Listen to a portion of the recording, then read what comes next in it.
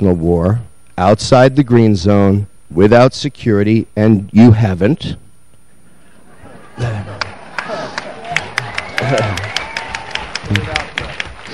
I've met children there. I've met children there. In that country of 25 million, these children have now suffered minimally a rainstorm of civilian death around them and among them, totaling the equivalent of 200 September 11s in just 4 years of war.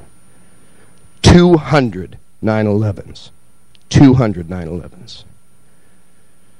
You want to rattle sabers towards Iran now? Let me tell you something, Iran, because I've been there and you haven't. Iran is a great country. A great country. Does it have haters? You bet. Just like the United States has its haters. Does it have a corrupt regime? You bet.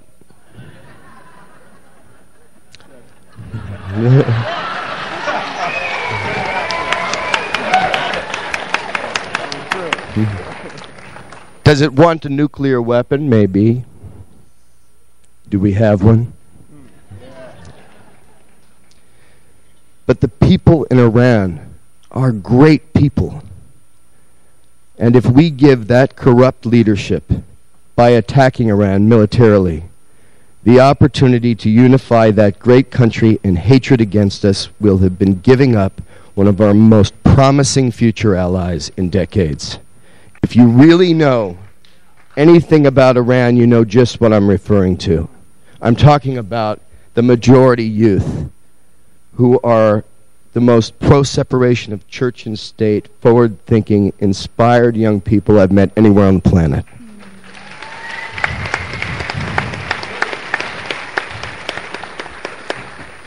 Of course, your administration belittles diplomatic potential there, as those options rely on a credibility and geopolitical influence that you've aggressively squandered worldwide.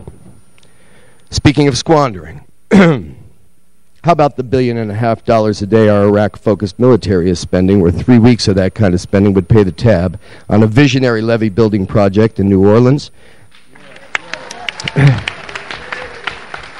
and relieve the entire continent of Africa from starvation and the spread of disease. Not to mention the continued funds now necessary to not only rebuild our education and healthcare systems, but also to give care and aid to the veterans of this war, both American and our Iraqi allies and friends who have lost everything. Now, you say that we've kept the war of terror off our shores by responding to a criminal act of terror through state-sponsored unilateral aggression in a country that took no part in that initial crime. That this war would be fought in Iraq or fought here. They are not our toilet. They are a country of human beings whose lives, once oppressed by Saddam, are now lived in Dante's Inferno. Now, my 15-year-old daughter was working on a comparative essay this week. You can ask Condi what a comparative essay is, as academic exercises fit the limits of her political expertise. My daughter's essay, which understood substance over theory, discusses the strengths of the Nuremberg trial justice beside the alternate strategy of truth and reconciliation in South Africa. And I quote, "When we observe distinctions between one power and another, one justice and another, we consider the divide between retribution and reconciliation, of closure and disclosure." Now, I can't do her essay justice in this forum, but at its core, it asks how, when, and why we compromise toward peace, punish for war, or balance both for something more. This may focus another soft spot in the rhetoric of both sides. We're told not to engage in the politics of attack, to keep away from the negative.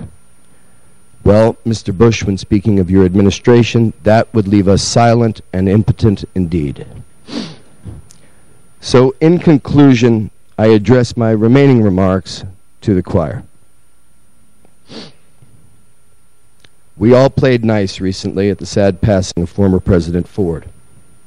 Pundits and players on all sides revisited his pardoning of Richard Nixon with praise, stating that a divided nation found unity. But what of that precedent on deterrence now? Where is justice now? Let's unite, not only in stopping this war, but holding this administration accountable as well.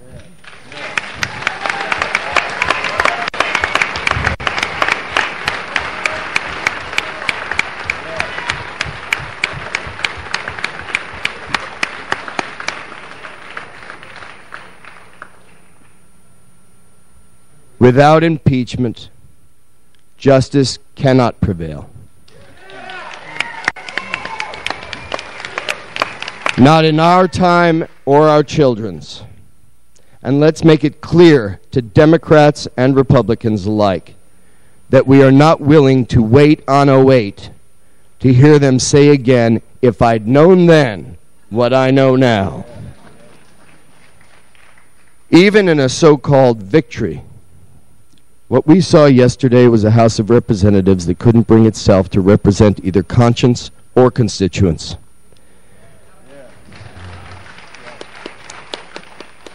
It's a tragedy that the Democratic Party's leadership in Congress refused to allow the House to vote on Barbara Lee's amendment for a fully funded, orderly withdrawal of the U.S. troops from Iraq by the end of this year.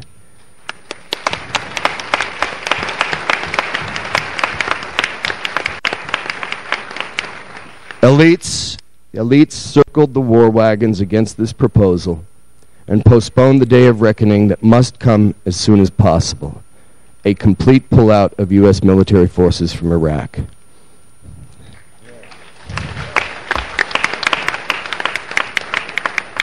We do have candidates of conscience.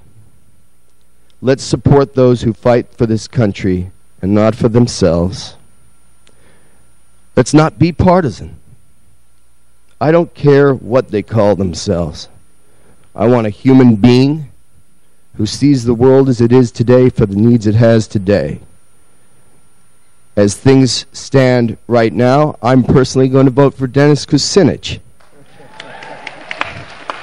But with a candidate such as Dennis Kucinich, one might say, well, Dennis Kucinich can't win the presidency. Well, isn't that up to us? If we have a chance of reestablishing the credibility of the United States internationally, it is reestablishing the credibility of democracy. Let's show them we can fire this president and put him in fucking jail.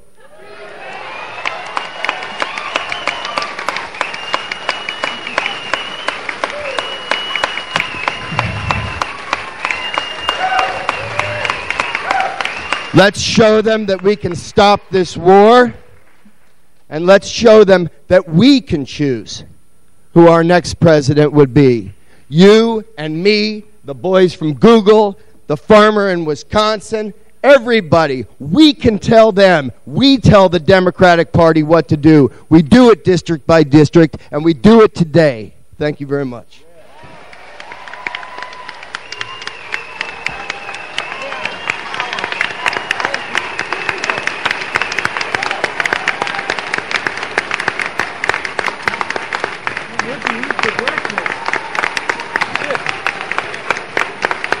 John, thank you for speaking truth to power, and thank you for continuing to fight on all of our behalf.